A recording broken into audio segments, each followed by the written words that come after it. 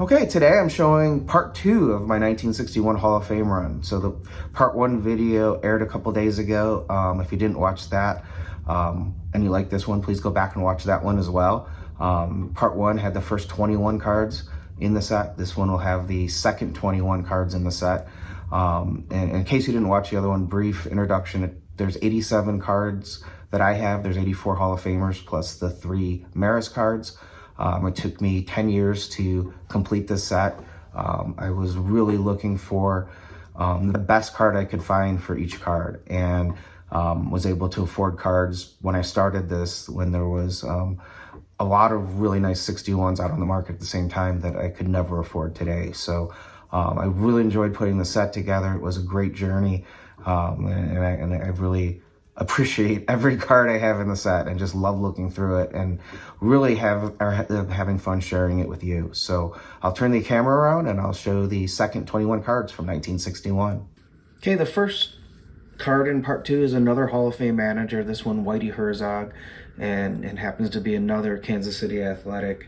And so there's actually 3 Hall of Fame managers in the Athletics: Herzog, Williams, and then the actual manager, Gordon. So I guess Gordon taught them well, because there was definitely a manager tree on that team. I think this is a great image of Herzog, and I really like the KC hat, where the other one of Williams had the hat with the A on it. So very cool card, and I love the color match on this card, with the red Kansas City A's and the Kansas City on the hat.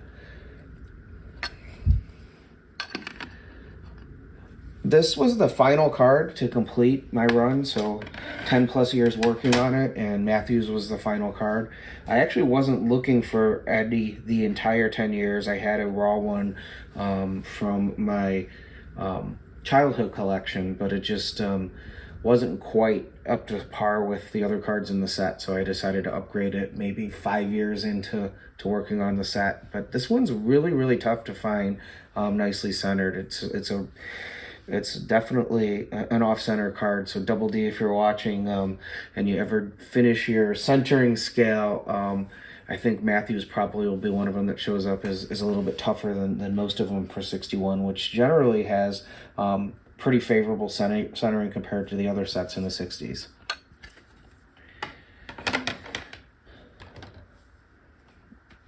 Here is one of the manager cards, and there's 2 series of manager cards in 60. So there's one in the 130s, and there's another one later on in this video, and 2 of them in the first series are Hall of Fame managers. The first is Al Lopez, who was managing the White Sox in 1961.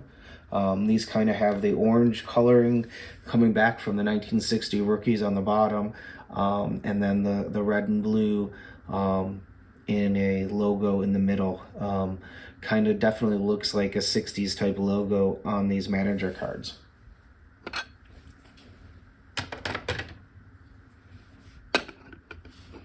Here's the Walt Alston card, and Walt Alston is, again, one of the 3 Hall of Fame managers in the set, on manager cards. And one of the neat things about the manager cards is it gives their actual managerial record, which I think a lot of the cards for Topps don't do that. They just have a write-up or a picture or something on the back, but it's kind of cool that you can see their managerial record on the back of the 61 manager cards. Here's one of my favorite cards in the set, and that's the Billy Williams rookie, one of the 3 rookie cards and one of the 2 Cub rookies. And this one has the 1961 star rookie in the corner. Another great shot at Wrigley Field, and you can see Wrigley Field in the background, and Billy Williams just kind of in his batting stance. And love the blousiness of the uniform on a young Billy Williams in this card, and it's really one of my favorite cards in the set, and I think Topps nailed it on all 3 rookie cards in 1961, and it's nice to have them on solo cards, and there's another couple of years of that. In 63, it moves on to where they start the multiplayer rookie cards. Next up is Willie Mays, and this one's a portrait shot without his hat. Not my favorite Mays card, but really big fan of Willie Mays. I'm getting fairly close on his run. I need some of the expensive the expensive 3 cards at the beginning and only a couple more. So, but really big fan of Willie Mays, and I was really excited to add this one to my set.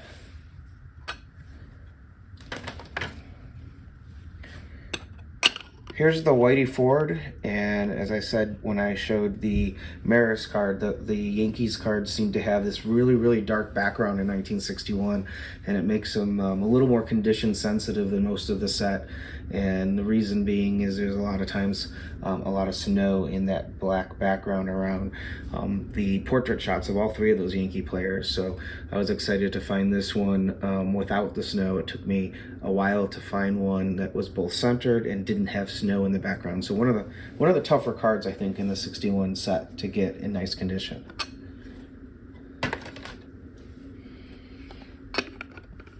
Here we have another one of the highly underrated pitchers in Warren Spahn, and I like this card because Spahn always seemed to have his hat kind of off to a little bit of a tilt, and you can see it really well in this card. Like the brim is tilted a little funny and doesn't sit quite straight on his head, and there's a lot of pictures of Spahn like that, and I think it's really captured well in a 61 card. And this is one that I think really takes advantage of the big area for the picture in 61.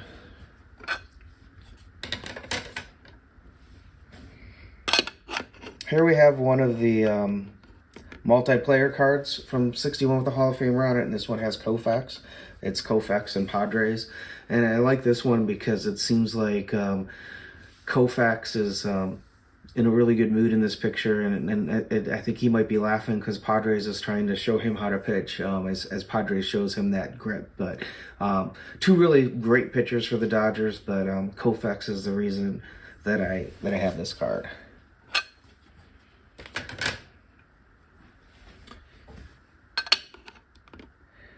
Here's Bob Gibson, and this is one of my favorite Gibson cards. I just like the determined look on his face that he often has, and I really do prefer the St. Louis navy blue hats to the red hats. So like seeing him in the navy blue hat, and I really like the look of determination on his face. It's just a typical Bob Gibson photo, and I think it presents really well on this card.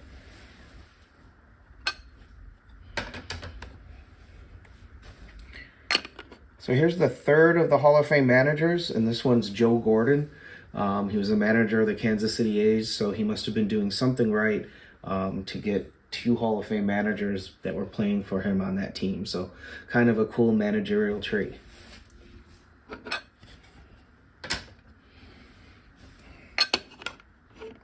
Here's the Drysdale card, and I really like this image of Drysdale. I think it's really sharp portrait of him with the blurred out background behind him. I think it really pops, and seeing a young Drysdale on this card really is this is one I really like, where I think most people probably just think it's an okay card, but I think Topps really did a nice job of the image really popping with that blurred background.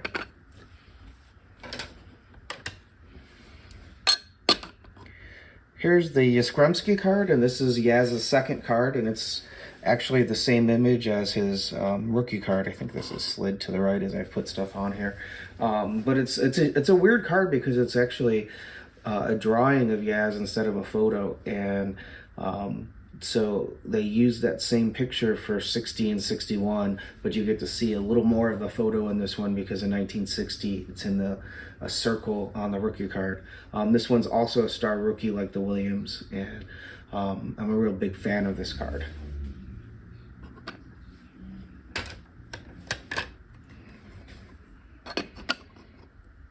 Here's the 61 Musial, and I think it's a great portrait of Musial. Again, I like the blue Cardinal hat, and I like the fact that the Cardinal's kind of popping up on the bottom of the photograph. I think Musial is one of the 2 hitters in baseball that I think are really undervalued. There's a ton of pitchers, but Musial and Frank Robinson, to me, just don't get the hobby love they deserve. And if you look at Musial's stats, he's truly one of the all-time greats, and he's not priced like the other greats. I think he should be up there with Mays and Aaron, and I think Mantle should be at about the same plane as Maisonneuve, and although he's at a way elevated plane. But Musial, I think, is very undervalued. He doesn't have a lot of cards, and so getting his tops run is a fairly reasonable task, and all of his cards look great, and this is no exception.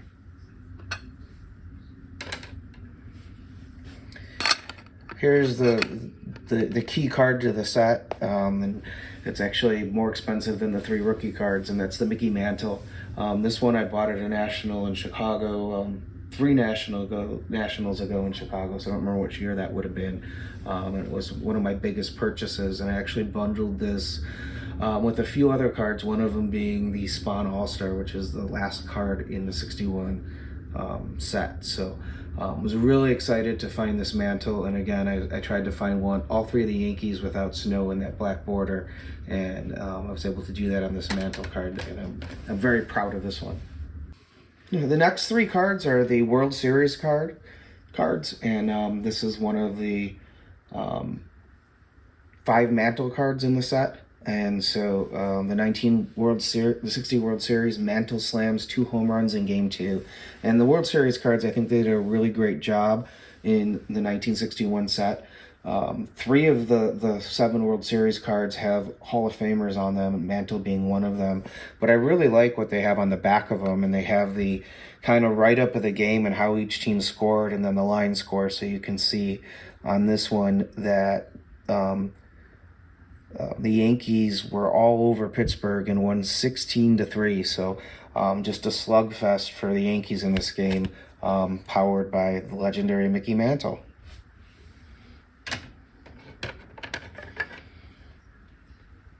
Next is game number 6, and Ford pitches second shutout. So the other extreme with a low-scoring game, and Ford was able to shut out the Pirates and move it to Game 7, and Ford really dominated that series, but the Yankees just didn't have enough to beat Pittsburgh and beat the magic of Mazeroski.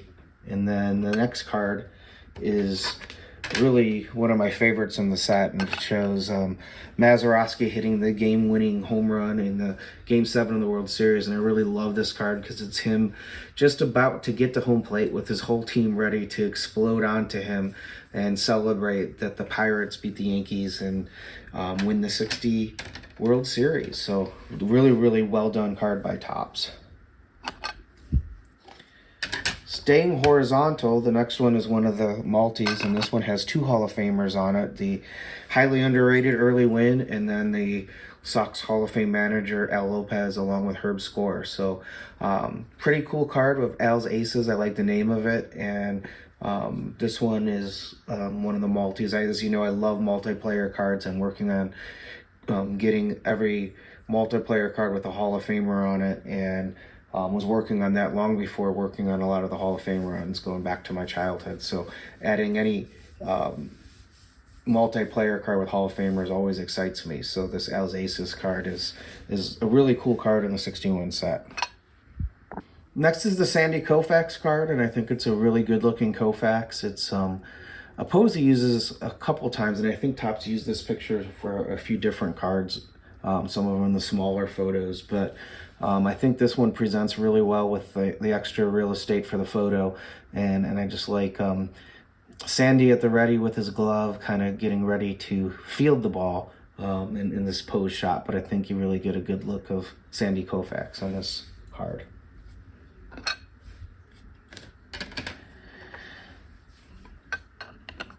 Here's the 61 Ernie Banks, and I really love this card because it's different than any other Ernie Banks card. It's the only one where he doesn't have a hat, and kind of like the Drysdale, this one they have the blurred out image on the back, so the portrait really pops on this card, and I just really like this card. It's kind of a relaxing image of Ernie Banks, and it just kind of really captures the man, and I have always been a big fan of the 61 Banks. And the last card for part 2 of the 61 Hall of Fame run is Frank Robinson. I can't get it to balance on the stand. There we go. And this one I think is, Frank Robinson doesn't have a bad looking card. All of his cards are really great looking, and I particularly like the ones that are on the Reds. So another great image of Robinson, and it's a really nice portrait shot of him in the 61 set. Okay, that was the second section, the second 21 cards of my 1961 Hall of Fame run, and I really hope you enjoyed looking at them and hearing me talk about the cards and why I like them. Really get excited looking through the set. It was a fun accomplishment to complete this and to find the cards that I did, and I really enjoyed putting this together, and I hope that you're enjoying looking at them. I will do part 3 in the next couple days, and that'll be the next 21 cards, and then the last 24 cards will be part 4. I hope you enjoyed looking at these. I definitely enjoyed showing them, and I appreciate you taking the time to watch. So I'm Brad's Vintage Collection, and remember, if you're not excited to add the card to your collection, you bought the wrong card.